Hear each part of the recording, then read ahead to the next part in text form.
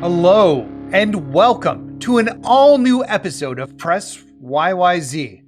We're the only Canadian gaming podcast that you can catch live on Twitch every Wednesday at 8 p.m. Eastern Time, as well as on podcast services of your choice. And YouTube every Thursday. My name's Nathan McInerney. How are you guys doing out there tonight? I'm joined by Cozy. Cozy, how are you doing? I'm doing quite well, Nathan. It's real cold outside today in Montreal. Ooh, yeah. We haven't been as cold, but it's been cold. How about alongside Cozy, I have with me AJ. AJ, how are you doing this fine evening? I'm doing all right. It is a wee bit nipply outside, but not too nipply. Excellent. I feel like I'm in extra host mode because I've been hosting stuff for work online again. Ooh. So, yeah. Extra host mode. Your voice changes and everything. You have to talk differently. My wife says it's fake, but that's how you have to do it. Before we get started, only haters will say it's fake. Only haters. It's true. Before we get started, as a reminder, we here at Press YYZ stand against discrimination of any kind. And while we do appreciate however you choose to give back to the show, there's no better way to support us than being excellent to each other. So let's just go through a bit of quick housekeeping here. I'm playing more LEGO Dimensions tomorrow. So I had a lot of fun playing LEGO Dimensions last week. Cozy, you thought my cam setup was all right? Yeah, I thought you did a good job. So I set up a separate LEGO cam where I actually took all the LEGO apart prior to like the stream and built it all on stream as per the game intended. So we didn't miss anything. So there was a lot of LEGO building getting that portal built. But yeah, no, we had a good time. We got through with the first level, you're in the Wizard of Oz and you're fighting the Wicked Witch of the West. And then the second level, you go into the Simpsons, to Springfield and the Simpsons. And it's got a really cool, unique art style. So yeah, no, a ton of fun playing it. Cozy, you said you were thinking about booting it up. Did you get a chance to boot it up? No, I did not get a chance to boot it up yet. I promise absolutely positively that I will commit to trying it at some point over the course of the next week or so, because I got it from the one and only Mr. Mitch George, who couldn't join us tonight. I want to say at some point last year. All the pandemic years at this point are blurring together. And I do want to give it a shot because I think that it would be great if we could both share our top thoughts on the game all at once on the podcast in the future. Yeah, no, 100%. I think that'd be fun. I really forgot how much I enjoyed LEGO Dimensions. It's probably one of the more fun LEGO experiences. I do want to say very quickly, go ahead. Do you have the Portal 2 LEGO Dimension set? Do I have the Portal 2 LEGO Dimension set?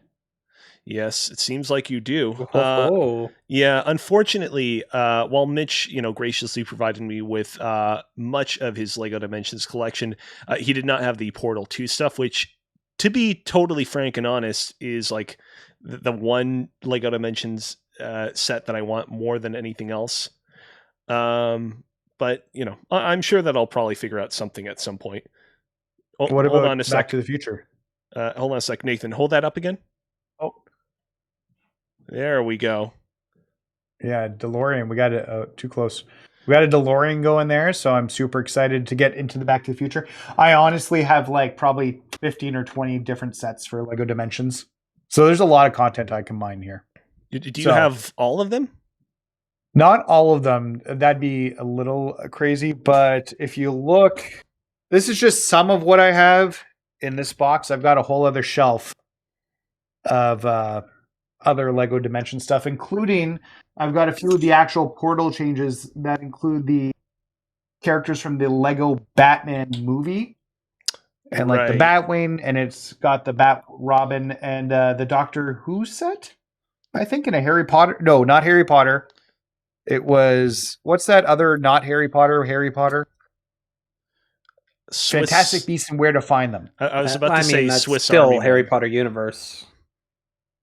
So yeah, the Fantastic Beasts and Where to Find Them. I've got that portal set too. The only one I didn't get was the Ghostbusters one that they did with the when they did was it the 2016 reboot? with the Yes, ladies? that's correct. Because I've been using the trailer for that, for the Lego Dimensions game for our weekly advertisements of what we're doing on stream, and those 4 women show up in the trailer. So yes, it's the 2016 one. Yeah, I do actually have. I needed a Ghostbuster because I needed one character with the ability to suck up ghosts. So I do have Venkman Yeah. as the individual set. So yeah, no, I've got a lot of sets here that I'm excited to mine some content out of and see what we can do. There's 1,000 gold bricks in that game. Wow. Yeah, I'm kind of considering trying to get them all, but I might have to buy more sets. And if that's the case, I probably won't because trying to buy them now is insane. Okay, so we've talked about Lego Dimensions. So this week we're going to be talking about Telling Lies, which is our Press YYZ reviewy game. There were better ideas for names. Both Kyle and Alex, fans of the show, gave us better names than that. So we should really look into that. But anyway, so we're doing Telling Lies tonight, but Unpacking is going to be our game next week. It's supposed to be a small, simple game which doesn't take up a lot of time, so very easy to play. It was suggested by a friend of the show, Kyle, Darth Stridius on Twitter. So yeah, I think we're going to give that a shot. Apparently it's an easy 1,000 gamer score. So yeah. Should and be then fun. you're not streaming anything, Cozy? No, I will not be. I'll definitely, I do definitely enjoy streaming on the channel, but when I do so, I want it to be for a special occasion. So don't worry, you've definitely not seen the last of me just doing my own solo streams here. It'll be for a special occasion. It'll be for a special occasion. Okay. Oh, hey, look who else I found. Homer Simpson. Ooh. So Lego makes me really happy. I don't know what it is. I mean, there's just So- I mean, something real special about seeing your favorite, or not even in some cases not favorite movies made into little miniature sets. Earlier we were talking about the 2016 Ghostbusters. Like, say what you will about that movie, owning Lego versions of them is still pretty cool. Yeah, no, that's true. So let's get started. So let's talk about what we've been playing. Because I think for the most part, we're going to be talking about Telling Lies here. Now, AJ, I'm going to start with you because you don't have anything written on the sheet. What have you been playing? Unpacking in real life, mostly. Yes. Oh, yeah, you moved, obviously. Yeah, so I haven't exactly had a lot of free time in this whole new world of adulting that I've been in.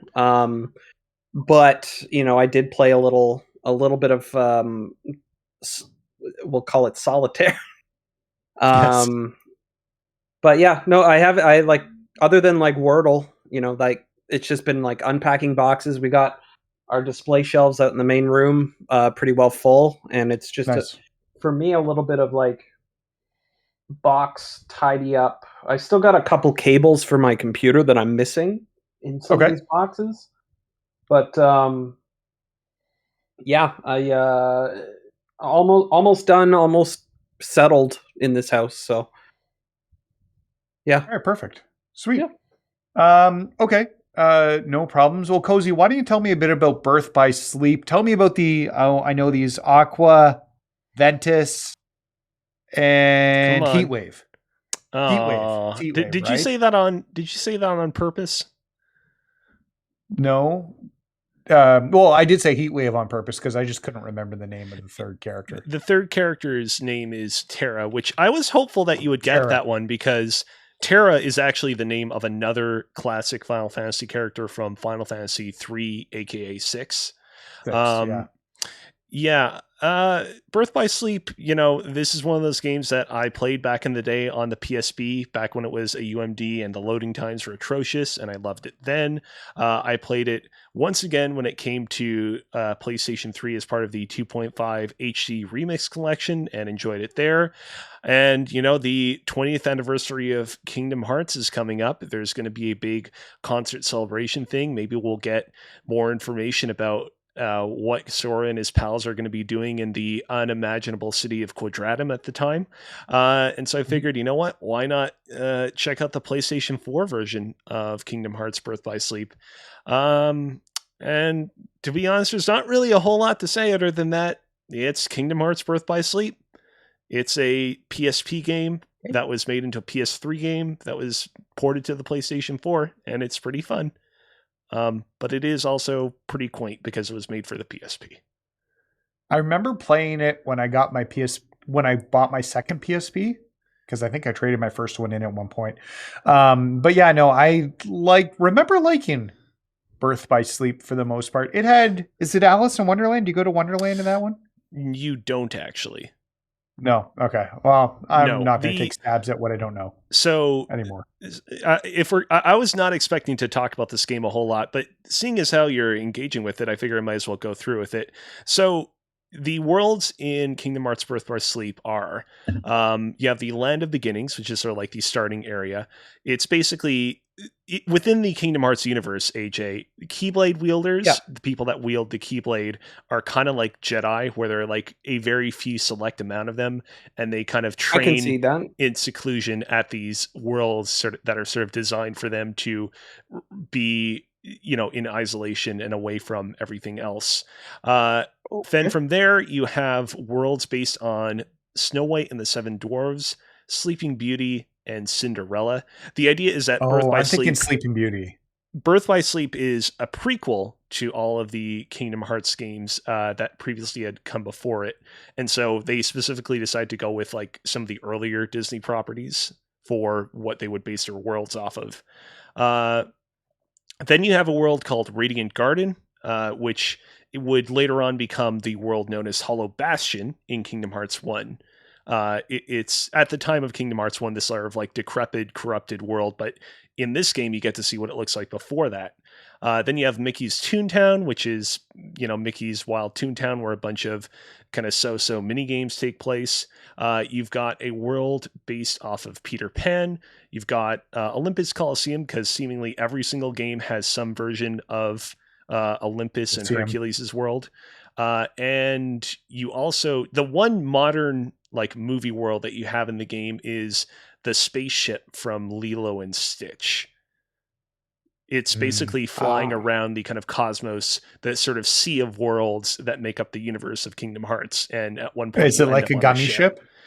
Something like that. They don't really kind of like the whole idea with the Kingdom Hearts universe is that all these individual Disney worlds are existing in seclusion from each other. They don't know of the existence of other worlds beyond their own, but clearly there are a lot of characters running around in the world that do know about the fact that they are existing in a sea of different worlds and are knowledgeable of ways to travel between them. It gets a little bit convoluted, to say the least. I don't know if you guys knew that about Kingdom Hearts. Yes, I'm aware. Okay, this seems like enough Kingdom Hearts talk. Yeah. So we'll cut it off here. I do want to say, not talking about the game, but just how I got into the game. Like, I'm pretty certain, I want to say that like the only reason why I even got a PSP in the first place was to play Birth by Sleep. I was a pretty big Kingdom Hearts fan coming off of 1 and 2 and Chain of Memories, and I remember I got a PSP 1000 series from EB Games, brought it home, it was bricked, returned it to EB Games, paid $20 extra update to a PSP 2000 series, and that worked until years later its battery burst out of its britches. But yeah, I remember that's scary. Birth by Sleep, God of War Chains of Olympus, and God of War Ghosts of Sparta were the only 3 games that I played on that PSP. Yep. Wow. Interesting. All right. Well, so before we jump into our bigger review of Telling Lies, I'll just say Broken Sword 5 is on Games with Gold. Go download it. Broken Sword is a really cool adventure game series, and I haven't played this one, and I'm like 2 hours into it. I just started it yesterday. It's fantastic so far. If you like old school point and click adventure games, it's a lot of fun. So, all right, let's talk Telling Lies by Sam Barlow. Sam Barlow, the director. Now, if you guys aren't familiar with Telling Lies, it is a full motion video game with actors, and you kind of are scouring video clips. It's made by this creator of Her Story. Now, did you guys play Her Story? Did not play Her Story. Did not play it. Okay. I really enjoyed Her Story, and I think this is going to be, you and I talked, or asked yesterday, because I started Telling Lies last night at like 11 p.m. and finished it at just after 1 o'clock in the morning. Wow. and then cleaned up the trophies this morning. Cozy, how much time did you put into it? Because you said you got everything. Now, did you play on Xbox or PlayStation? I actually played on PlayStation. I've been playing Yeah, because most you of say our Platinum did. I've been playing most of our YYZ reviewy games on Xbox because they're all usually available via Xbox Game Pass. So no skin Yeah. off my back to purchase them. In this case, however, I just did a kind of quick cursory search on the PlayStation Store to see how much it costs there. Normally it costs $25, but it was on sale for $8. And so I figured, you know what? Might as well, I was going to say cost a couple of cocks. I meant to say What? toss What? a couple of bucks Sam Barlow's way. Okay. Good job. Yeah, I don't know. Maybe I shouldn't have said what I was going to say. Maybe that would have made that a little bit better. In any maybe. case, I got to say, I spent maybe a grand total of, I want to say 5 hours at the game. It was very much kind of a start and stop thing where I would take breaks and take care of other chores here and there. But overall, I would say a pretty well spent $8 without diving into my spoilers right here and now. Okay. And AJ, how much time have you put into it? So I've put in maybe about an hour. So really, I've Okay. only kind of scratched the surface. How far in the game did you get time-wise? Because there is an internal clock system. Yeah. I don't recall the exact time. Yep. Because what's interesting with it is depending on the keywords you input. Not we'll talk more about exactly like the setup of this game. But depending on the keywords you input, like there's definitely you might accidentally reveal something that you don't have any real context for right away. And I forget what I entered, but there was a scene with two characters and a gunshot. Yes. Very, I know very. the scene you're talking That about. happened very, very early on, and I was a little bit confused as to, okay, wait a minute, how the hell did we get here? At the very least, I feel like I'm invested now because I'm Right. like, what the hell's going on? So, like, for me, it worked out, a little more positively. But, that's not to say that's not to say that everybody will have that experience. So we probably don't want to talk spoilers, correct? Yeah, yeah. and like here's the thing, like I don't necessarily know that us needing to talk about spoilers is necessary for at least me to talk about what I did and didn't like about this game. Yeah. Like I feel like I can talk in generalities and kind of explain everything that I kind of felt over the course of playing this. Yeah, I'm curious, Nathan. You said that you managed to kind of finish in like about 2 hours. Did you like preemptively like try to like log out of your session when you felt like you had reached a certain amount of playtime, or did you like see it all the way through to like the early hours of the day?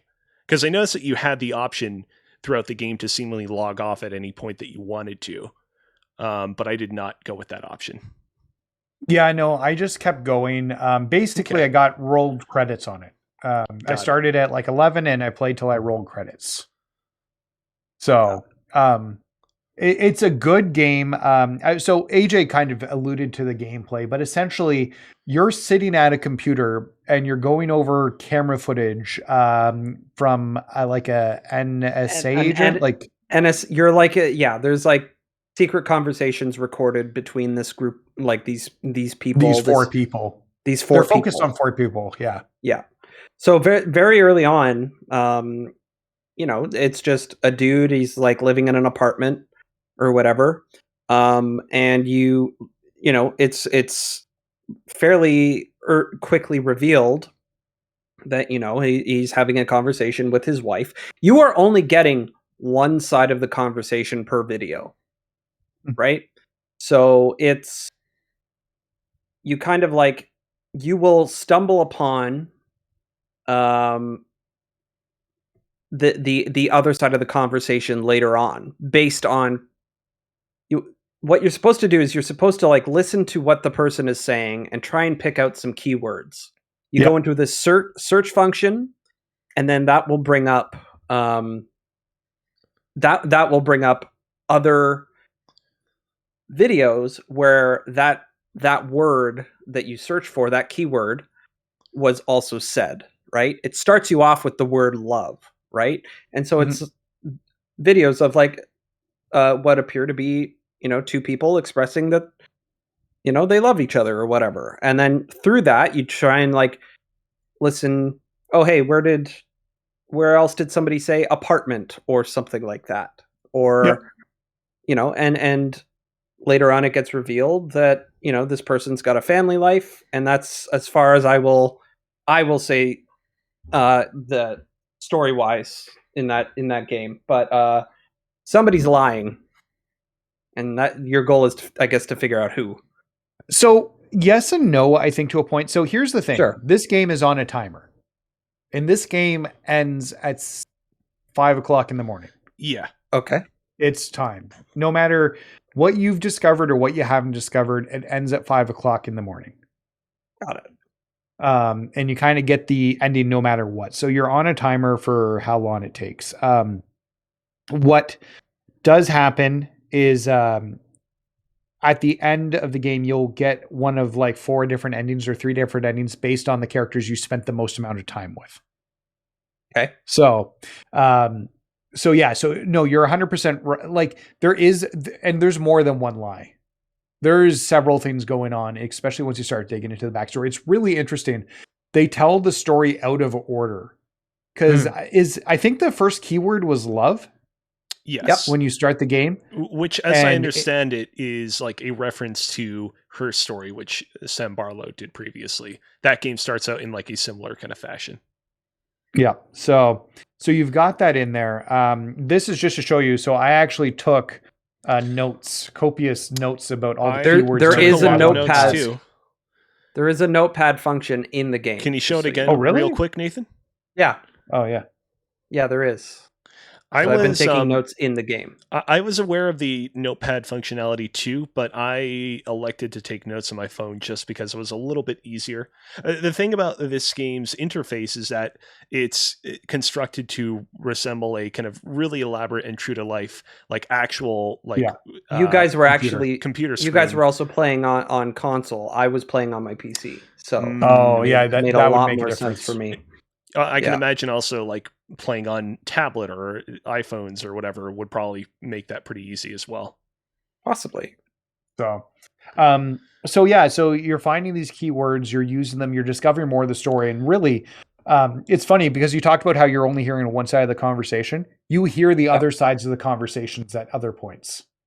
Yes. Once you get the different keywords, like as you find keywords and stuff, you will reveal the other side of the conversation. It's like, oh, now I'm getting it. Because your big thing is you're just trying to figure out the relationships and who these characters are even at the beginning of the game. Because you don't really know their names. So you start hearing names said, and then like my biggest thing was like, let's get the names, let's search the names. And so I can get a better idea of who is who. And their relationships between each other. What's very kind of clever about the game's design is that certain keywords that seem very kind of innocuous end up having kind of multiple uses or will pop up in multiple different places. A very kind of very minor spoiler is, for example, in an early tape that you might come across, 2 of the characters are talking about Snow White and the Seven Dwarves, the Disney movie. And some of those keywords that come from the title of that movie end up coming up in a completely different context for a completely different reason in some other tapes. And if you so happen to just type in Snow White, you might end up down a completely different rabbit hole, completely disconnected from the 2 people talking in that one scenario. Yeah, exactly. So I don't know. I had a lot of fun with it. It does resemble a computer. Now we talked. You hinted that you played solitaire. I'm assuming that's the solitaire in this game is what you're referring to. Yeah, and I've been inspired to open the actual solitaire on my computer so I can practice when I'm not playing the game. Like I was just doing that beforehand, and then I want to kind of. So you beat the solitaire, right, Cozy? Because you platinumed it? I played it just once just so I could get the trophy. Oh, really? You were able to do it in one shot? Lucky you. No, not when I say just once, I mean I only opened up the Did it Solitaire to- app just to get that. It took me like a good like 20, 30 minutes to Yeah, actually I was complete just say I was probably similar. So AJ, the reason why Solitaire is much harder in this version, Yeah. there's a missing king. Oh, I didn't notice that. And the trophy or achievement says the game is rigged. Okay. So you're one less kin, which is why you can't get it. I actually used kin as a search word, which I think gave me a starting point at that point. Because I was like, oh, that's interesting. So yeah, that's why the Solitaire is much harder, is just because there is no kin in it. So if you are playing and you're feeling frustrated, you're like, I'm good at like I should have solved one of these. It's going to take a few shots before you get it. I didn't get far enough in to like notice that there was, you know, a missing king in my Solitaire runs. I did like 2 or 3 refreshes of it, and I just kept getting stuck because that's sometimes the luck of the card draw. Yeah, I know 100%. Well, and I didn't know it till I beat it, and then I was missing the one king. Like I finally got as much as I could done, and was missing that one king spot. So, but yeah, it's a really fun game. I like how it simulates the computer. I love the acting. I think the acting was really done well. I'm blanking on the guy's name. I've got the Wikipedia pulled up here, David? but it's David. He was in Spider-Man. He played the Shocker in Spider-Man Homecoming. The Shocker 1 or Shocker 2? Shocker 1? Because remember, Logan Marshall Green. Shocker 1 gets killed, and then Shocker 2 takes his place. No, he's Shocker 1. Okay. He's Shocker 1.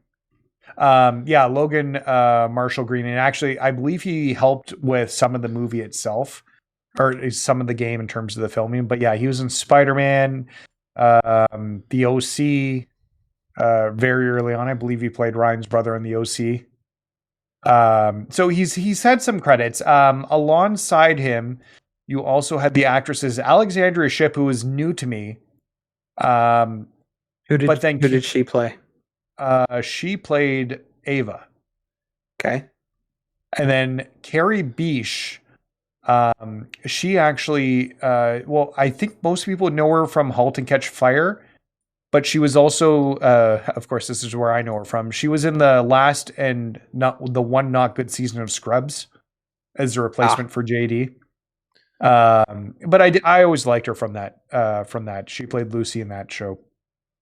So she was in it, and she, like, I think all the acting was really good. And then you had, I don't want to say her name because it's complicated, but the Michelle. Yes, I think that's what Nathan is referring to. I understand. So that is something that I figured out accidentally. Whatever you're alluding to is like, and so like that's like intriguing me to continue forward at some point. I just want to say, I think go ahead. With regards to the acting, Nathan, you know, I remember when 12 Minutes came out last year. Was it called 12 Minutes? The game where you're in you got it. Okay. I was concerned that I might have gotten it wrong because I knew that it was a small number of minutes, but I didn't remember if it was 5 minutes, if it was 7 minutes. It is indeed 12 minutes. I remember when that game came out last year, there was an article that kind of called out the kind of use of Daisy Ridley and Willem Dafoe and some of the other actors in that game, basically being like, hey, these are all talented actors and they give good performances in this game, but ultimately their presence here ultimately just feels a little bit on the gimmicky side. Like they don't necessarily like make the game all that more exceptional by being a part of it. Here, I really do feel like all of the actors present in this experience really kind of elevate it, and I don't feel like it would have been the same without their kind of talents. Yeah, that's true. I am getting what's really interesting about only getting one side of the conversation is the fact that, you know, they could be talking to anybody and you have no idea. Yeah. And by the looks of it, like they don't have anything in their ears, like headphones or anything, like telling them what to say. And they all seem to be reacting appropriately to whatever is being said on the opposite side of the conversation. And when you get that other side of the conversation, Now, I'm not sure if you unlock something where you can piece two pieces of conversation together to actually see it, or if anybody's like actually put them together on YouTube or something. But They I get the have. vibe that, I get the vibe that that it is done masterfully well. Like it seems like they're taking the right amount of space for the other character to say their piece and then move on. So I don't know if they line up perfectly, but it seems good from my opinion. And by the way, Yeah. just to quickly clarify, the reason why I brought up 12 minutes of all games to bring up is because that game, like this game, was published by Annapurna Interactive. And I know that's been Yes. a criticism that some people have had of Annapurna's games, that they often employ like big name Hollywood celebrity talent, and it doesn't always feel absolutely necessary. This game, it definitely felt necessary. Yeah. So yeah, no. So I'm a big fan. I think the acting was on point. I think I really like, and this is the same concept they use for Her Story. I really wish Her Story came to consoles. I don't believe it ever did. Maybe. I don't know. No, Android, iOS, and Windows. Oh, really? Yeah. So Her Story is just one woman, and it's a very similar concept. As you're trying to get to the truth, but I remember hearing at the end of Her Story, like not the end of Her Story, but it's like it doesn't actually tell you definitively as to what happened, if I'm not mistaken. Yeah. And so it's like kind of up to you to figure it out. Would you guys say that this one actually gives like you kind of know the truth at the end of this, or yes, it's like there is a definite answer to the story and it's not ambiguous.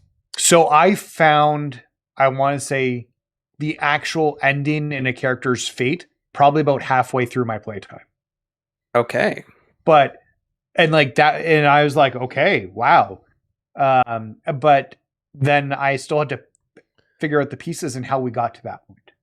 Yeah. Nathan is absolutely correct in that this game is very clear in revealing, what became of certain characters and what's actually going on. What I do want to say though is that like this game and your kind of enjoyment of it very much hinges on you kind of accepting that this is not about like uncovering the one secret conversation that you've been looking for. Yeah. When I first booted this game up, I was semi under the impression that, okay, this woman is going through these secretly recorded videos because she's looking for the one kind of golden chicken amidst all the videos that will reveal what she's looking for. It's really not that. It's really about kind of searching through the videos and trying to kind of come up with the kind of realest possible narrative that you want to believe of the events that happened between these characters over the course of the years that their sort of story took place. The game is called Telling Lies, and I think what you as the kind of player are meant to do is sort of to sort through these lies and figure out, what is the most truthful truth that I want to tell, given the limited amount of time that I have to scrounge videos together to reflect that truth. Got it.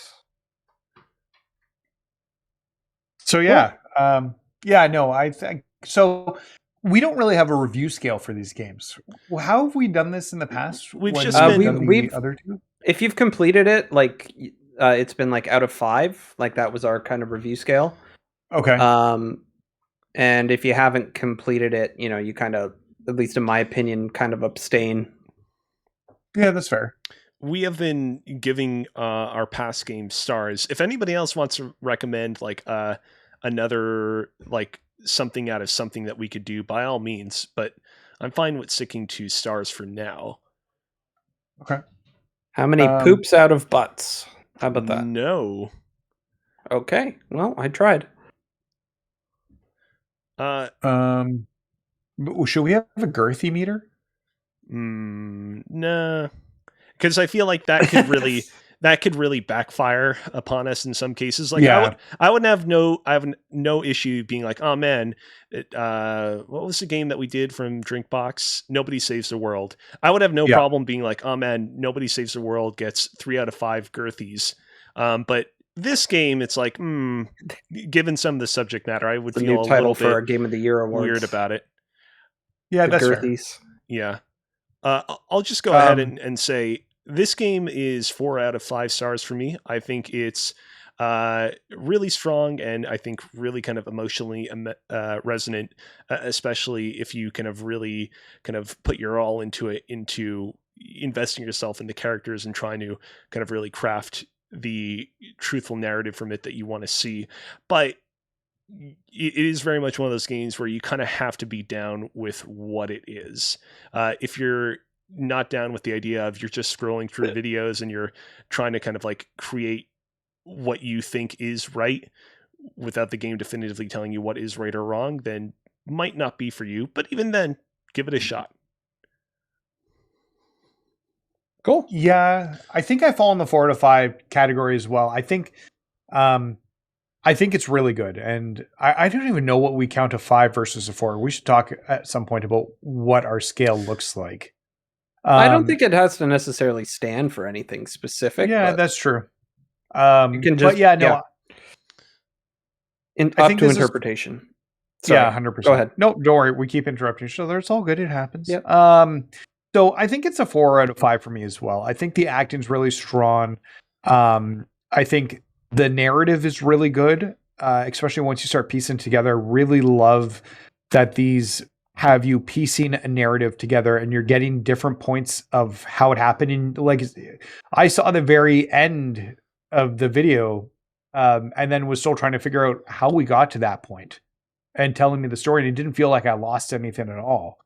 It just felt like I was reading a book out of order, which was kind of cool, actually. So yeah, no, I think it's really strong.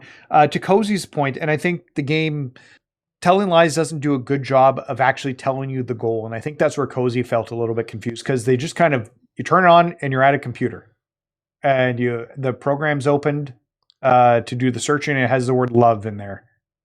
And you hit search and you kind of have to figure out how it works from that. But it doesn't hold your hand in telling you like how to get the keywords. It doesn't tell you that you can use the hyperlinks in the text and actually click on, like if you see a word, click on it. It doesn't tell you about book. There's a It does PDF tell you about document. bookmarking. There's a PDF document that you can spend some time scrolling through that explains all that, but it's kind of, it literally is a PDF document. So if you're a fan of PDFs, you can do that. I love them. Yes. It's intentionally unglamorous, basically, is the point. Yep. But yeah, no, Telling Lies was a lot of fun. And for what? I put 2 and a bit hours to get all the achievements. So it's a easy breezy, quick playthrough. So I suggest you give it a shot. And apparently we are going to get another game from Sam Barlow later this year. Oh, I've Ooh. not heard of this. Yes, I was looking it up. It's called Immortality. It was announced last year at E3. It's scheduled for release on Windows in 2022, so we'll see what happens with consoles. But just a little synopsis here. The game is based on a fictional actress, Marissa Marcel, who has starred in 3 movies, but they were never released. She's gone missing, creating a mystery for the player to solve. So you got to go through it all. And he brought on 3 additional screenwriters to help write the movie. And there could be more of a horror themed nature to this one, which I don't know if I love or don't love, but we'll see. So yeah, so more on the bonus, but yeah, I think we all really like the game, so that's good to hear. And the fact that AJ, while he hasn't fully beaten it, is interested in going back and playing more of it, I think that's a strong recommendation, even from his point. Because I agree. He's curious. Yeah, but well, I mean, like I feel like I've been saying that I've been busy, over the last few weeks, and a bunch of the review stuff that we've kind of participated in, and so I haven't exactly had the amount of time that I've wanted to put into something like that. I think this is another good one that I would really like to sit Rachel in front of, and I hope she's taking notes when she listens to this, and just sort of see how she does. Yep. So, all right, sweet. Okay, well, that's Telling Lies. We'll be coming back to unpacking in 2 weeks. So I'm looking forward to playing that. I know Kyle has sung his praises on it, so I'm very excited to try it. In the meantime, let's transition into Armchair designing the future of Metroid Prime. So, Cozy, you said you're going to take the lead here on this one, as I'm a Metroid Prime, never touched him. So, why don't you tell me a bit? Yeah. So this particular topic of the show was partially inspired by one of the biggest stories in gaming of all time from this past week. That being that, Cyberpunk getting dropped on PlayStation 5. nope, And bigger than Xbox that Series even. X. Bigger than that even. It was the fact that Retro Studios finally updated their Twitter banner to be what appears to be a silhouette of Samus standing in some sort of environment and not a whole lot else. And needless to say, Big if true. yeah, needless to say, the internet went abuzz with conspiracy theories and hype over this.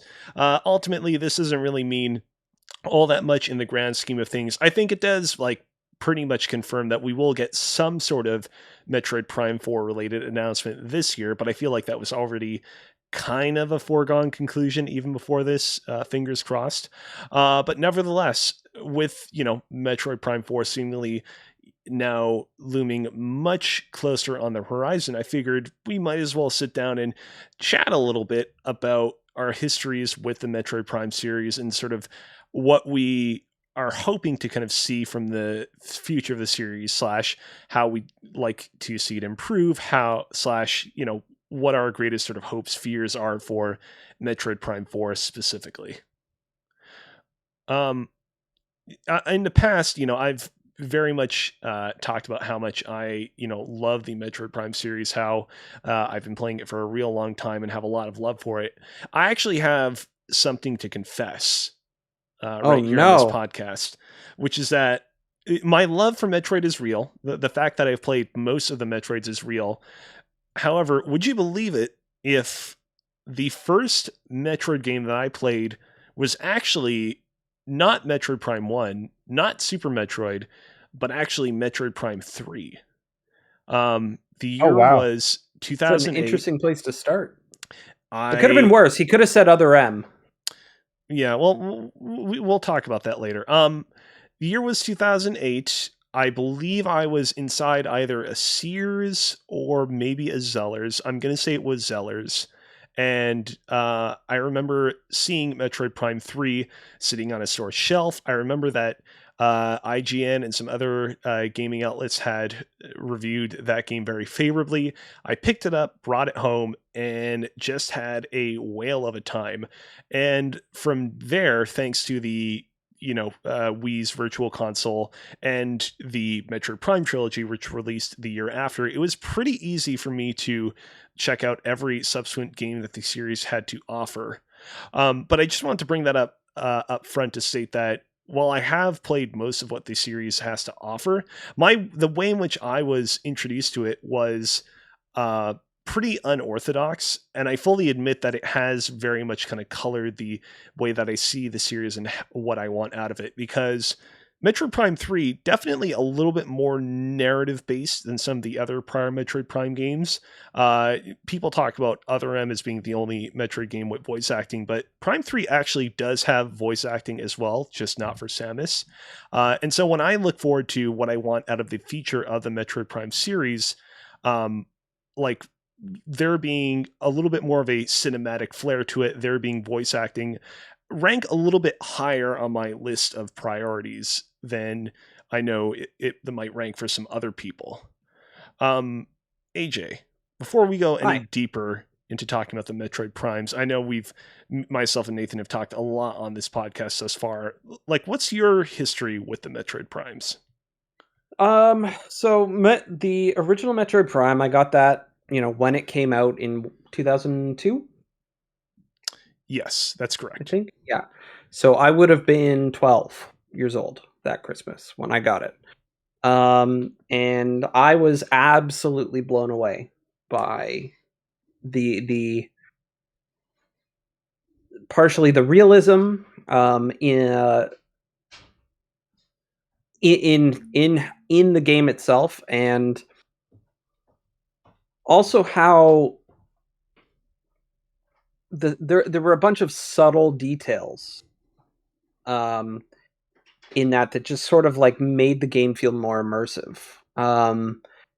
One thing I'll note specifically is like when there was a bright flash of light in front of you, it reflected into your helmet off of Samus's face, and you could, for a brief moment, see her eyes reflected back to you through the reflectiveness of the inside of the visor. And there was something mind-blowing about that. Like, that was like, you remember when the 360 era, PS3 era came out, and like everything was like shiny and sweaty and reflective? It was like, it felt like that level of detail, but Yeah. on the GameCube.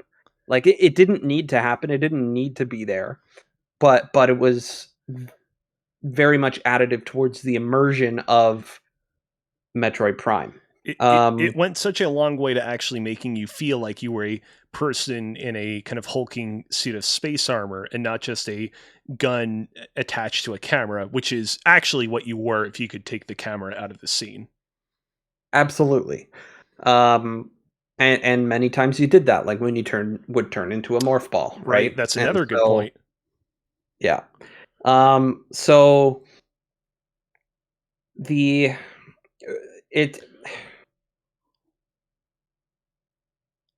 I had a hard time as a kid, and unfortunately I didn't finish the first Metroid Prime, and I didn't really go back to it. There was one specific level where you were fighting this, I don't know, giant ice dog thing or whatever. Yeah, I think I know what you're talking about. Yeah, and I could not for the life of me get past it, and I don't know why. And for some reason I could not figure out what was happening. I was also 12, right? So there was a part of it that was just like, I had played complicated games like Ocarina of Time and Majora's Mask and everything before, but I don't know. There was just something that didn't quite, and I tried for hours trying to deal with that part specifically, but unfortunately I was just never able to get past it at the time. Yep, that's the kind of guy. And what you're currently looking at there was on a bigger screen, one. These are like the babies of the boss in question that you have to fight in between rounds or before you fight like the big mama these herself. guys were easy.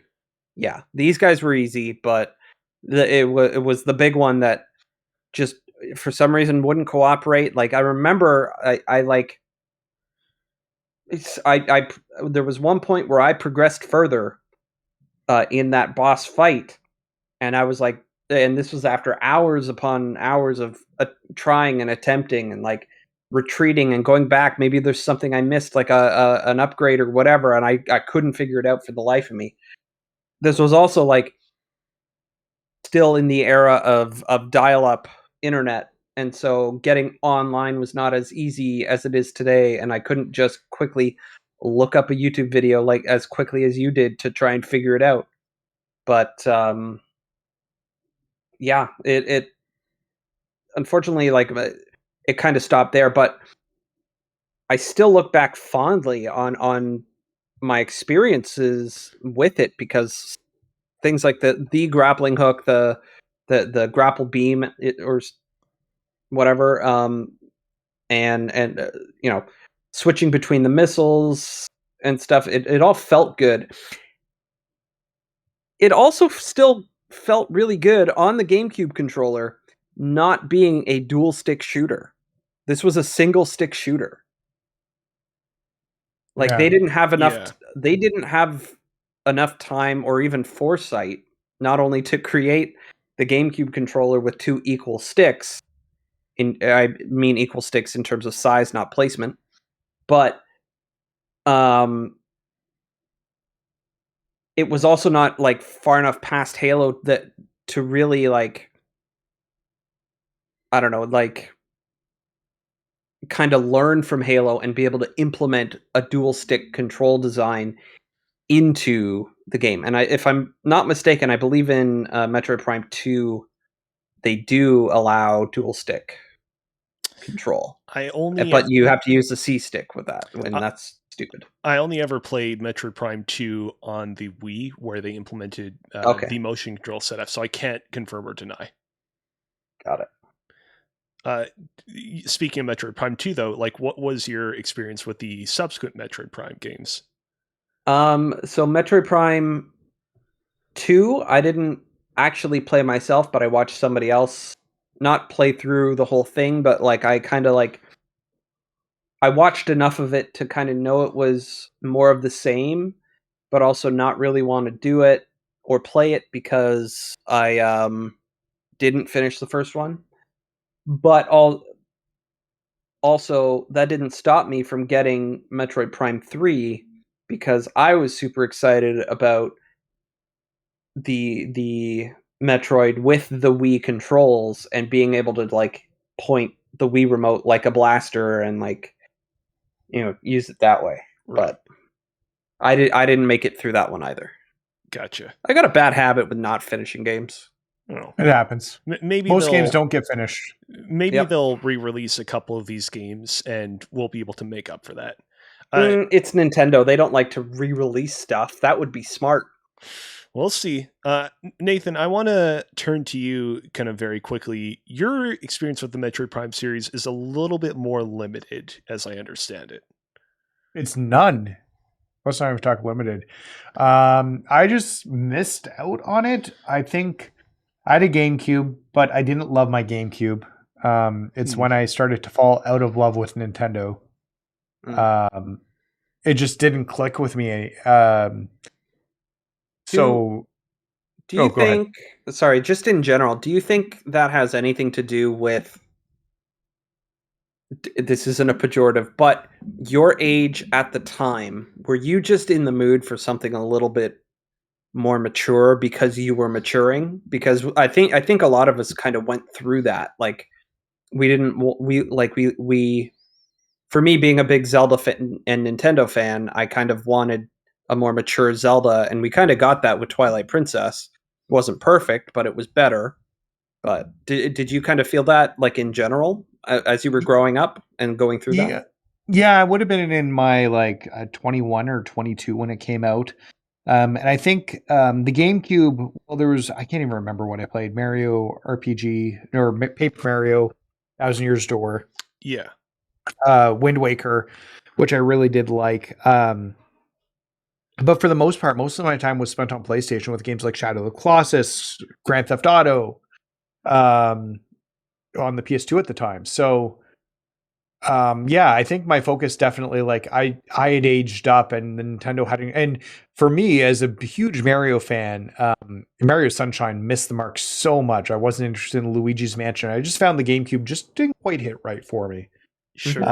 So, and then I never got to Metroid Prime. And then when it came to Wii, I didn't own a Wii until like it was at the end of its life cycle. Ugh.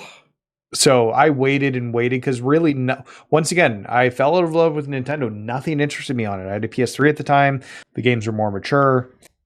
We picked it up, and I don't know. I played a few games on it, but even to this day, my Switch is there for indies and the occasional Nintendo game that grabs me, like Animal Crossing or Mario Odyssey. So something happened along. I was a diehard Nintendo kid. That's the funny part, is I had a Nintendo. I had a Super Nintendo. Like Super Nintendo is still probably my favorite console. I think it's got like games that have aged so well. Where when you compare it against like the PlayStation 1, those games have not aged well whatsoever. So I want to kind of follow up on a couple of things. First off, you talked, Nathan, about falling out of love with Nintendo with the GameCube. I mean, I feel like I was very much the same way with the Wii U, where in the same way a lot of people swear by the GameCube's library, there are a lot of people that swear by the Wii U's library and say, hey, it had a lot of games. But ultimately that was kind of where I fell out of love with Nintendo and definitely gave myself up to PlayStation a lot more in the same way that you gave yourself up to the PlayStation 2 a lot more during the GameCube Yeah. era. What's kind of interesting to me though is that like you mentioned how one of the things that you liked about the PS2 over the GameCube is that its catalog of games were a little bit more mature. Like I'd imagine that you were probably, aware of the Metroid Prime series at the time.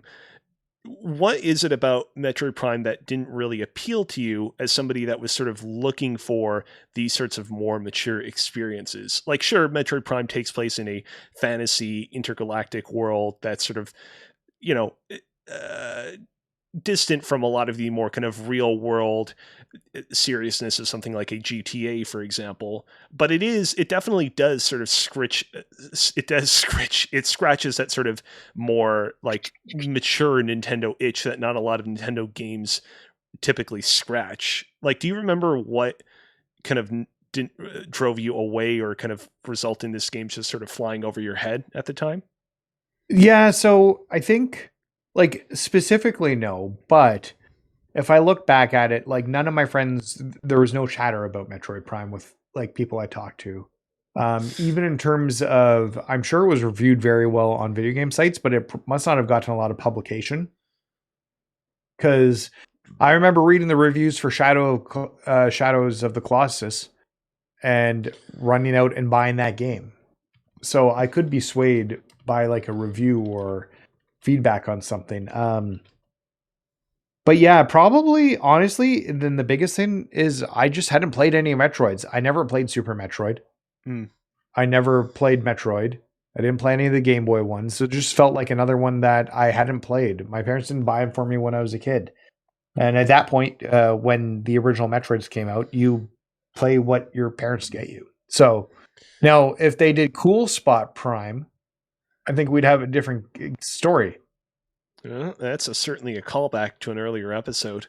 Unfortunately, yeah, that's kind of the weird legacy of Metroid Prime. Last week, we had special guest Jacob McCourt on for a great episode in which we budgeted what we thought to be the best, most iconic games from the GameCube, PS2, original Xbox era, and I put the original Metroid Prime at the $5 tier, the highest tier, because I'm like, this is a game that really, holds up and was great back then and is still great today. And that ended up being dropped off because we all kind of mutually agreed, like, yeah, as great as this game was, it just did not have as tremendous of a cultural impact at the time as you might think it would have had. I remember the year it came out, it was sort of like this sort of long running kind of joke / infamous moment that IGN gave Game of the Year to Battlefield 1942 over the original Metroid Prime. Which, yeah, I know some people would contend, make the case for 1942 over Metroid Prime 1 because, they're kind of different experiences, and one heralds this new age of competitive online multiplayer gaming. But yeah, it really felt like Metroid Prime 1 kind of missed out on cashing in as like this sort of big kind of cultural touchstone, despite being this big cultural touchstone to a very select group of people. Yeah. I think that's fair. People who played Metroid Prime love it. It just, I don't know. And I think Nintendo's made it really difficult to go back and play. Well, There is the Prime collection, which I think is actually did come out on Wii, did it not? yes, and it made its way to the Wii U, I want to say. Yeah, I think that's right. Which unfortunately will no longer be available next year, but that's a story for another time. Yes. So it made its way to the and it has been places, but it's kind of been stuck at the Wii U. There's been rumors about a Metroid Prime collection with the all three. I think there's a little bit of baggage when it comes to the Metroid Prime games too, because my understanding is, well, 1 is really good. 2 and 3 introduce elements and that make it not as fun to play. It's interesting because a while ago on Press YYZ, we did a podcast in which we ranked the best and worst video game sequels of all time. It wasn't best and worst. It was like, of all these good sequels, which ones are the best? And I remember at the time, I made the case against Metroid Prime 2, being like, this game didn't really do a whole lot. Recently, it's really funny. Over the course of the past year, there's kind of been a resurgence of people on Twitter being like, you know what? I love Metroid Prime 2. That was a good ass game, and I feel like we only look back on it because it didn't do anything that like really exceptionally stood out as being all that different from Metroid Prime 1. But design-wise, it was great. And then Metroid Prime 3, that's the one where it actually did get a little bit different. It got a little bit more linear, a little bit more story-focused, but that game is still really solid as well. Okay. So yeah, I think at some point I would like to play them. Like I played Super Metroid for the first time earlier this year. Or last year. End of I played last year. Super Metroid. Time is a flat circle. So I played Super Metroid. I wouldn't mind playing them, but Nintendo needs to release them. And also, and I guess maybe what my big concern is, because we're going to talk about the Armchair design, but aspect of it all. But I really want to see them do something with the controls that makes sense. Because my biggest fear is that they're going to release it and then it's not going to control well, or they're going to use the Switch like motion controls to play it. Okay, so to simulate the Wii. Let's talk about that, because that's a really good point that I hadn't even considered going into this podcast. Metroid Prime 3 introduced motion controls to the series, and I really enjoyed it at the time. It would be interesting to go back now and see how it controls nowadays. I remember really enjoying it then, and I really liked how they implemented it into Metroid Prime 1 and 2. I would not be against if Nintendo announced, hey, Metroid Prime 4, you got the option of playing it with motion controls. But I feel like in the year 2027, whenever they're going to eventually release it, they have to also at least offer the option to play it with just dual sticks, right? They have to. They have to. Well, except you thought they would have done that with Skyward Sword. Oh, yeah, that's true. Yeah. And Skyward Sword got a really awkward, like, you have to hold a trigger to use the right to swipe your sword. Mm-hmm. Yeah. Yeah. I didn't end up playing it. I don't even remember. I didn't even get those sick Joy-Cons. So. Yeah, I mean, I'm definitely like, I don't have a qualm with the Metro Prime series going back to just being dual sticks, but like, I think they had something really special with the way that they implemented motion controls in the third one onward. And I'd like to at least see them experiment somewhat in that area. I don't know where you guys stand. Personally, I want to stay away from motion controls. They're not. Okay. But I'm not looking for it in my games. How do you feel about the minimal motion control in something like Splatoon, where it's just fine-tuning the aiming? Like, and maybe that's okay. What is it? Forbidden West apparently does that as well. I was going to say some PlayStation games I know have done that. But if it's a situation where I need to hold two Joy-Cons and one Joy-Con's aiming, like just by pointing, I'm not interested in it.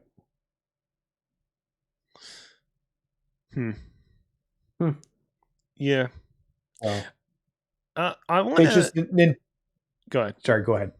I was just going to say, Nintendo does weird things with motion controls. Sometimes it works, more often it doesn't.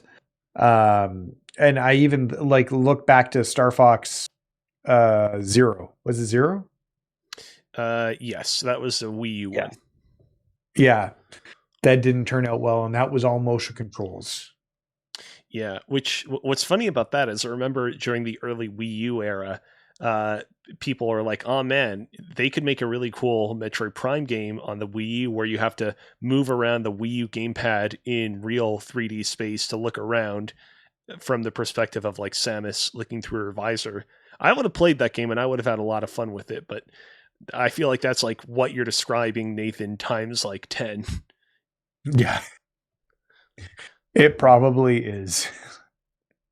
So yeah, go ahead. Go ahead. I've dominated. Yeah, it's all right. And by all means, like I'm happy that you've felt like you've been able to find a means for you to kind of be part of the conversation, considering that your experience with the series is a little bit more limited. Have you, by any chance, played any of the more kind of modern or recent games that have borrowed from the Metroid Prime series formula, like Star Wars Jedi Fallen Order, for example? No. Okay. AJ, did you play Fallen Order? Yeah. It's on Game Pass. I should. This is I think I played it on Stadia. Yeah, this is the Respawn game. Yes. Set between episodes 3 and 4. I played some of that on Stadia, yes. So how is it, just out of curiosity, because I just don't know, how is it Metroid, how is it Metroid adjacent or inspired by Metroid? The Prime.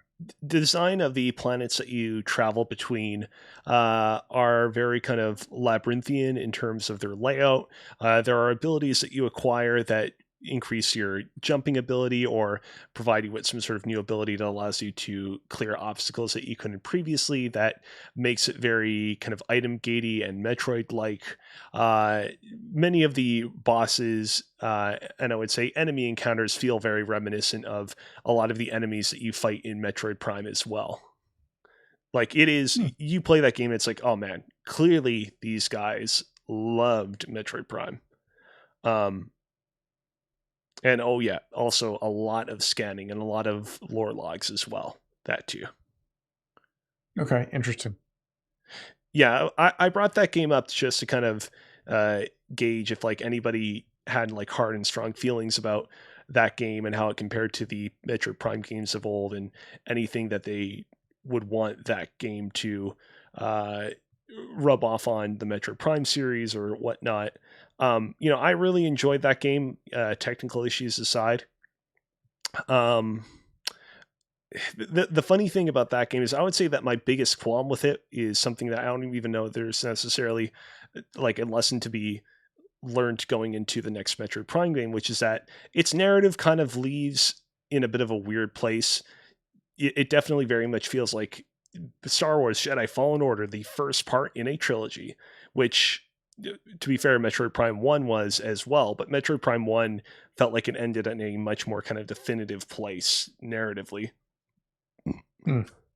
So, I mean, I guess if we want to kind of take a tangent and talk a little bit about what we want kind of Metroid Prime 4 to do narratively, I'm hoping that whatever Metroid Prime 4 is kind of stands on its own and isn't, doesn't feel like it's sort of like building, it exists solely to serve as the first stepping stone in a larger kind of Metroid Prime universe. What's interesting about it, though, is that while we don't know a whole lot about what Metroid Prime 4 will be about narratively, one thing we do know is that it will, to some degree, incorporate a character called Silex, who is a kind of evil bounty hunter that was actually originally introduced in Metroid Prime Hunters on the DS. He's this weird character that was introduced in that game that kind of was able to survive and make cameo appearances in subsequent Metroid games purely on the value of him looking like a really cool character. And now supposedly he's going to play a major part in Metroid Prime 4, but I mean, we'll see exactly what role he has in the game, if all. Could I make a suggestion about the narrative? Sure. Without knowing anything about the narrative? By all Cozy, means. as a diehard fan, I'm actually curious about your thoughts on this. Why not do a proper reboot of the Metroid Prime series so that you can bring new people in without feeling like they're lost? I mean, it's, I mean, my kind of like basic, like top level answer to that is I don't really know if there's even necessarily a need for there to be a reboot, considering how thin the story of the Metroid Prime and Metroid overall series is to begin with. I Okay, that's mean, fair. going into like Metroid Dread, for example, there was actually quite a bit of story that you needed to know to get into that game. But even then, it was like there's not that much. You watch like a 3-minute YouTube video and you're kind of good. Um, I mean, I do think I would not be surprised if Metroid Prime 4 ends up not being called Metroid Prime 4. I would not be surprised if they straight up just call it Metroid Prime or the new Metroid Prime or whatever. But have it still like take place after the prior Metroid Prime games and be part of that continuity. Kind of like a God of War. Yeah. Yeah. But yeah, it's just one of those things where like I don't really know that you necessarily benefit at this point from kind of completely rebooting it in the way that I feel like we can point to other series and be like, oh man, this really would benefit from a reboot because it's just all over the place and there's too much going on. Okay. All right. Okay. So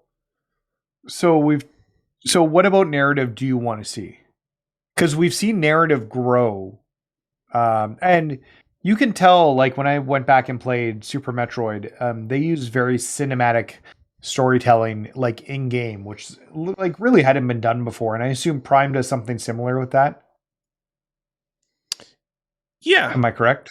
Yeah, I mean, like Metroid Prime, all the Metroid Prime games are not like particularly story intensive, but there are actually like way more cutscenes in those games than people remember. Again, people like to point to Metroid Prime, not Metroid Prime, Metroid Other M as being the big cutscene offender, but the Prime games have their fair share of them as well, especially once you get to 3. Is this something where you could see inspiration being taken from other games, like something like a BioShock or something? Because in a lot of ways, like from what I hear about Metroid Prime, it almost feels like that might have inspired BioShock to a point or System Shock. Sorry, AJ? No, that's an interesting take. Like Metroid inspiring BioShock. Like I never considered that. I mean, it would make sense. You look even at the design of something like the Big Daddy, and I feel like there's a very obvious A to B there. The drill that I the wouldn't Big say Daddy... A to B. There's probably like an A to D, maybe. I'm thinking of like the drill. Like the drill looks very similar to like the conal shape of Samus's arm cannon, for example. Yeah. You're in an isolated environment. You're fighting creatures. Like there's, that's the one thing about Metroid, Super Metroid. It felt very barren because there was nothing else there besides the bad guys, and that's very much like what BioShock is. And well, you definitely have more. Is there audio diaries? I can't remember in BioShock. I know there's somebody like you're talking to people regularly. You but have they found audio diaries ways, and written diaries. Written diaries, as well as you have the two people piped into your ear. Yeah. That you're working with or against. So like, is there a way to evolve the series to maybe take some inspiration from something like BioShock and bring it into the Metroid Prime universe? I feel like Nintendo would have to. I mean, Metroid is probably one of the more mature type of game. Yep. It doesn't even have to be mature, just more in the way it tells its story. Yeah. I mean, what you through audio logs? Through audio logs, or how it goes about, like, I'm not even saying audio logs because necessarily not everybody loves audio logs at this point. It's been used a lot. Mm-hmm. But if they found some unique hook on how to tell a narrative and a story, maybe have more of a through line with it. If they think of this as like a soft reboot. Yeah. Well, what's funny about it is in trying to look to the future and imagine what Metroid Prime 4 could look like, I'm, thinking back to Metroid Dread from last year, and I feel like Metroid Dread, like, deliberately went old school in terms of a lot of its design in a lot of ways compared to a lot of, like, other modern Metroidvanias that you can point to. And I feel like based on that, I would not be surprised at all if there are, like, even no audio diaries in Metroid Prime 4. I would not be surprised at all if they straight up are just like, nope, only written diaries. I would also not be surprised if there absolutely 100% are audio diaries in Metroid Prime 4, but that's one of those like weird like design choices that I could see Retro Studios being to sort of make a statement of like, hey, this is what Metroid Prime is. This is what makes us different from our other peers in our space. And we're going to make you really believe in it. But maybe I'm totally off kilter. That's completely possible. Yeah, I mean, so for context, Metroid Prime 3 had voice acting, did not have audio diaries because it was the Wii, and I'd have to imagine it was probably very expensive from a hardware level to like shove a lot of audio diaries on there. And like then from there was no other new Metroid Prime game on any Nintendo hardware that followed of that same level or higher. So like we never got to kind of see any other developers be like, oh, let's experiment around with the Wii using free storage and shove a bunch more audio diaries in there. So maybe I'm wrong. Maybe when Metroid Prime 4 comes around, we'll feature more stuff like that they couldn't do previously. All right. We've talked narrative. We've talked controls. Cozy, you're the big Metroid superfan. What do you want to see for Metroid Prime design wise? Design wise, like, are we talking about more like from a like open world, like the design of the game overall in terms of like traversal, in terms of what you're exploring? Are we talking more from like a minutia level in terms of the basic mechanics? Okay. Let me try and frame something, and then maybe you can jump off of that. Okay, go for it, AJ. A lot of the recent talk of Elden Ring is how it seems to be. Stop me if you've heard this one before. The Breath of the Wild of Souls games. Not in terms of it directly one-on-one comparing to Breath of the Wild or whatever, but they're talking about just kind of the improvements they made, kind of refresh a series that may be a little bit stale, right? Or not for everybody, and they kind of like open it up for potentially more people to be interested or even invested into it. Because Breath of the Wild, love it or hate it, Nathan, did that for Zelda. It took Zelda in a new and interesting direction. It made it worse. Debatable. Pokemon Legends Arceus did a Breath of the Wild like treatment to the Pokemon formula. They didn't go as far as they could have or even should have, but it still made for a very good kind of Pokemon experience that kind of feels new and feels fresh, despite it being at its core kind of the same thing. Could there be, what would the Breath of the Wild for Metroid look like? It doesn't necessarily have to be limited to a big open world, so to speak, although that would be interesting. What do you think of that? So it's funny you bring that up, AJ, because in preparation for this podcast, there's a podcast out there called Kiwi Talks with a Z at the end that recently has been going through and interviewing a bunch of people that were formerly involved with Retro Studios and the studio that did Metroid Prime Hunters, whose name eludes me. And in one interview, the host interviews Brian Walker, who did a lot of project management at Retro Studios post Metroid Prime 1. And in an interview, he actually reveals that one of the original plans for Metroid Prime 3 was to have it be almost like a open world Metroid experience and to have Samus's ship play like a way bigger role in the game. In Metroid Prime 3 proper, Samus's ship occasionally can be called in to help like clear obstructions and occasionally carry certain objects to other locations in the environment. So it's a little bit more involved in prior Metroid Prime games, but it's not like a huge component of the experience. And that ended up not happening because, of course, you had to scope down and accommodate for the Wii not being very powerful. I'm intrigued to this day by that idea, and I think that's what we're all talking about here. I think my one concern, though, is like, how do you kind of balance an open-ended Metroid environment?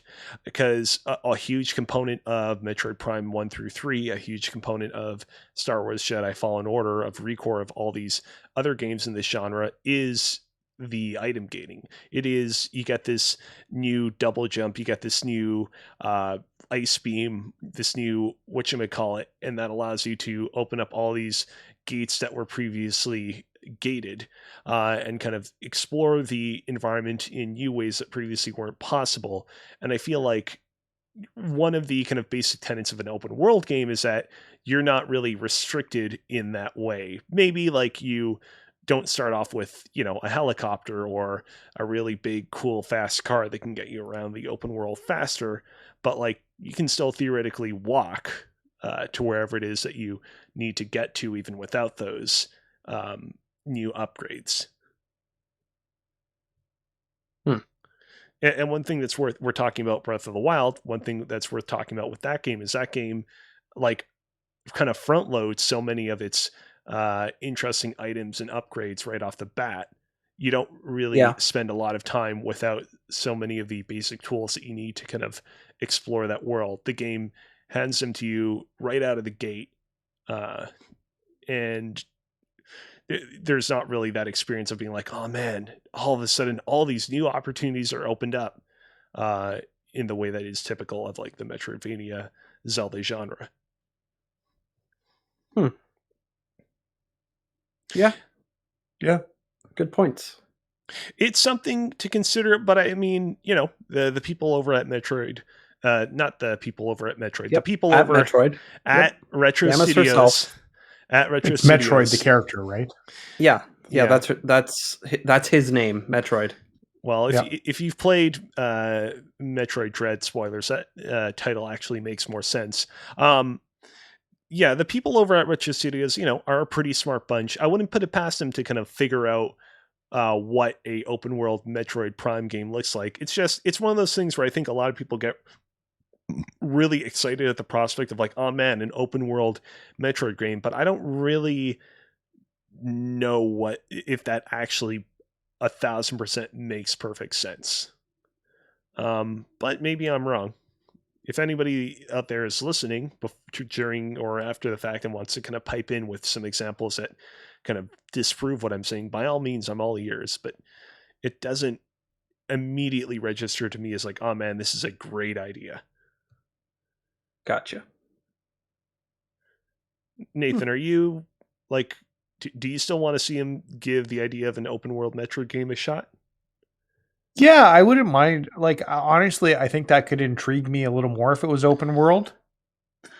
I like I guess, how do you think about an open world game? Because in a lot of ways, if you look at Super Metroid, that is kind of an open world game.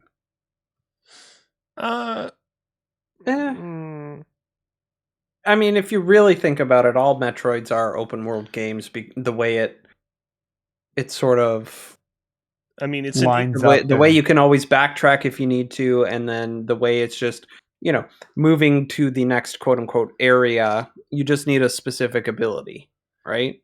Yeah. I would use like interconnected as opposed to open. Yeah. Okay, maybe that's fair. But yeah, no, I'd like a open world Metroid. I think that could be a good time, and I think maybe for the Metroidvania aspects, make a little more sense. We've seen games use that open world formula-ish in Metroidvania style games. I guess maybe is Arkham Asylum open world? That's not Asylum. City maybe, City is. But City has you going into dungeons. Night definitely. Yeah. Yeah, Arkham. I guess, unfortunately, I've not played Arkham City. I guess it's like probably the best example that some people might point to of like what a open world Metroid Prime game could reasonably look like. Did either of you play Arkham City? Oh yeah. I played Arkham City, but never got all the way through it. I got I made the close. I mistake think I of stopped. yeah, I made the mistake of starting Arkham City on too hard of a difficulty and got frustrated with it. So yeah, I'm just see. looking for the release date of Arkham City. Arkham City came out, 2011, right? yep, October 18th, 2011. And by November 11th, 2011, I was playing a very different game. Uh-huh. Skyrim. Yeah. Also Uncharted? Uncharted came out. Yep, that came out in November of 2011 as well. Yep. Uncharted 3. Yeah, that was a big year. Speaking of open world, yeah. Yeah. So I think I got pulled away from Arkham City near the end. Also, the amount of Riddler trophies kind of made me not want to keep playing it. I like completing things, but when there's like 400 different Riddler trophies, I think it's worse in Night. But yeah, I'd like to see, like, for the most part, the formula for Arkham City was great. Mm-hmm. You travel to all the different areas in the open world, but then you'd enter like essentially dungeons inside those worlds. I think that formula could work well. Yeah. Yeah, absolutely. All right. Cozy, I guess I feel like we're spinning tires now. Is there anything else you want to talk about in terms of what you want out of a Metroid 4? You know, one thing that we haven't really kind of talked about, that I mean, I guess it's sort of connected to what we just talked about because it has to do with the scale of the experience. But I also will admit that this is a little bit indulgent and not necessarily like the most important thing to probably discuss in talking about what Metroid Prime 4 should be.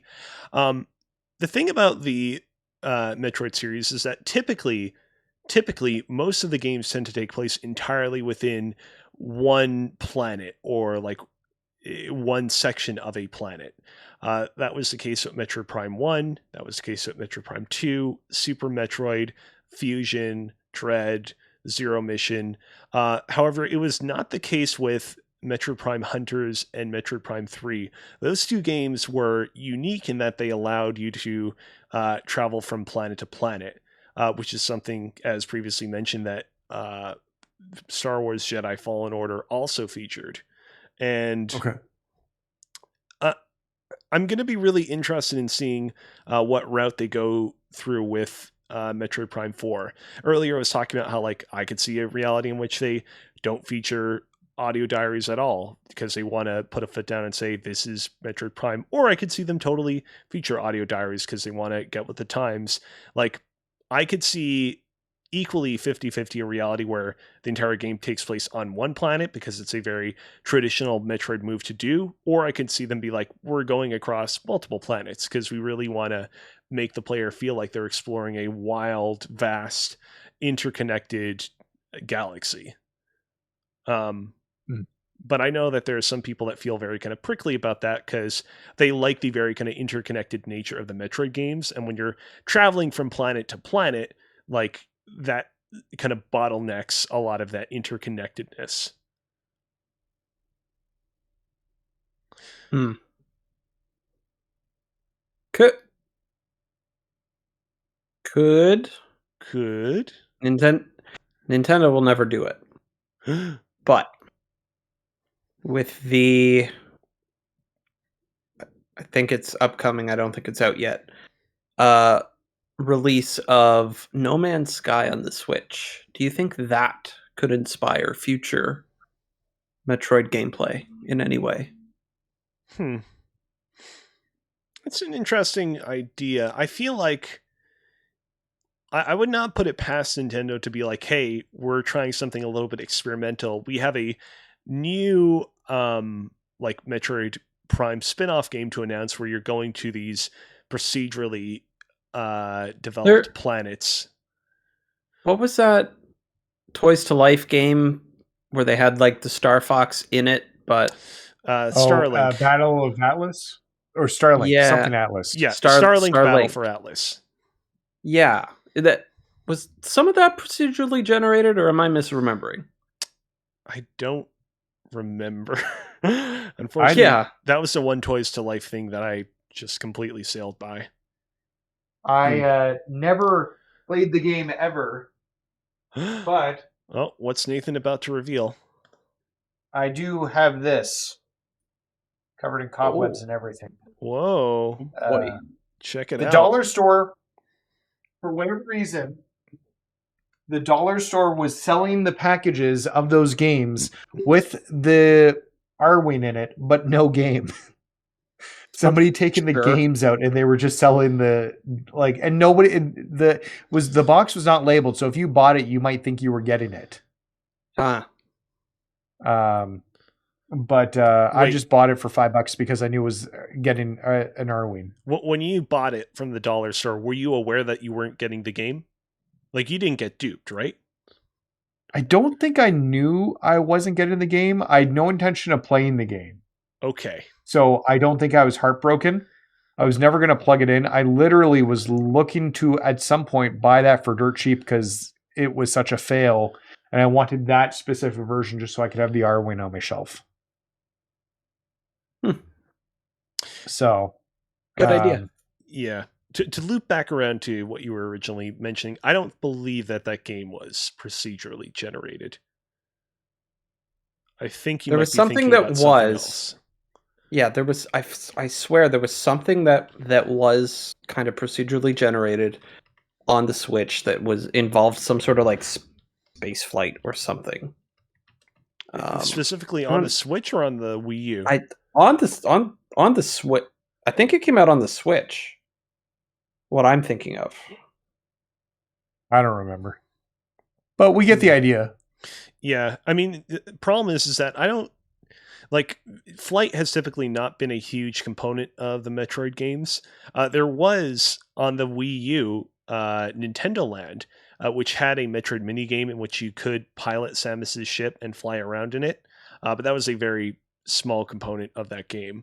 And obviously a very small component of the Metroid series as a whole. But I would not be opposed to, like, again, a like spin-off Metroid Prime game where you're traveling to procedurally generated planets and like exploring and harvesting resources.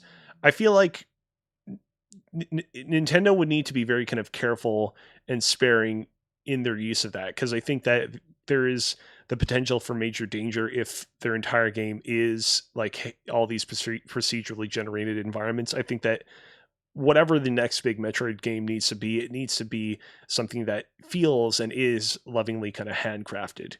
But I wouldn't be opposed to at least some of that at some point down the road.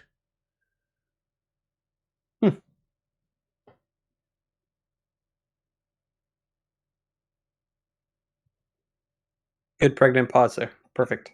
Excellent. I was disappointed. I was concerned that somebody was going to interrupt it, AJ, and I was disappointed that you did so.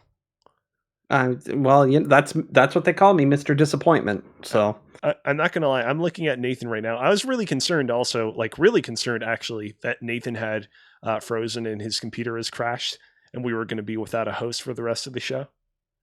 But I don't think we have much show left to host. That's fair. All right. Perfect. Nathan, you seem to be deep in concentration looking for something. Are you okay? Yeah, I'm good. I'm good. Sorry, I got focused on work thing I got through an email. Oh, okay. So sorry. My apologies. Not a problem. No. I was concerned, Nathan, that you were like looking deeply to try to find some information about Starlink Battle for Atlas, and I was about to say, like, Nathan, it's okay. We don't need to look deeply into the history and gameplay of Starlink Battle for Atlas. We can leave that be. I definitely don't have its Wikipedia page open, and I definitely didn't look at that.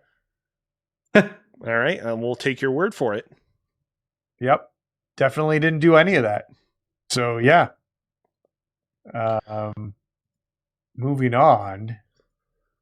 If we don't need... I'm going to close this Wikipedia page of something that I wasn't looking at. What could it all right. be? It's a mystery. It is a mystery. Okay. So I guess, how do we wrap up this segment? Like, what's our wrap up?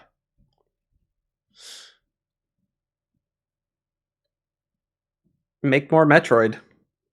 Make Nintendo, a make a please. Metroid Prime. They just made a Metroid. We need to be more specific. Even make a Metroid Prime. Even still. It's been since 2007 for the last one, so you've had ample time. Yeah, absolutely. Yeah. In 5 years, it'll be, so it's 15 years ago, the last one. In 5 years, it'll be 20 years since the last one that was released. Yeah. 13 years if you count the Metroid Prime trilogy. 7 years if you count Metroid Prime Federation Force on the 3DS. Do we count that? one? No. Yes. I mean, I do remember that one. No. It's part of the canon. Silex, the person who's supposedly going to be the enemy in Metroid Prime 4, makes a cameo appearance in that game. Just want to confirm, AJ, are you saying you don't remember it, or are you saying no because you're trying not to remember it? Trying really hard not to remember it. Okay. Just want to clarify that. To close out, I'll try and kind of keep this short and sweet. I just want to say, like, we talked a lot about what we want out of the next Metroid Prime game over the course of the past hour. We spent a lot of the past hour not even necessarily talking about the design of the games themselves and what we want out of the next one, and more just about the weird kind of cultural perception of this game or lack thereof, and how it's like this really beloved game that is also kind of invisible to a lot of people. I think like the onus is on Nintendo and Retro to really kind of like advertise the crap out of this game and make sure that people really know it's here. Sales numbers recently came out about Metroid Dread, and Metroid Dread sold pretty well. It's on track. If not, it has already usurped Metroid Prime 1 in terms of sales and is the most best-selling Metroid game at the moment. But it didn't, like the kind of general consensus is it didn't quite break out of the Metroid Prime series is kind of like more niche space that it has existed in forever. And so I'm hoping that Metroid Prime 4 will like take Metroid Dread's good momentum and really kind of run with it and really truly break out of that niche space.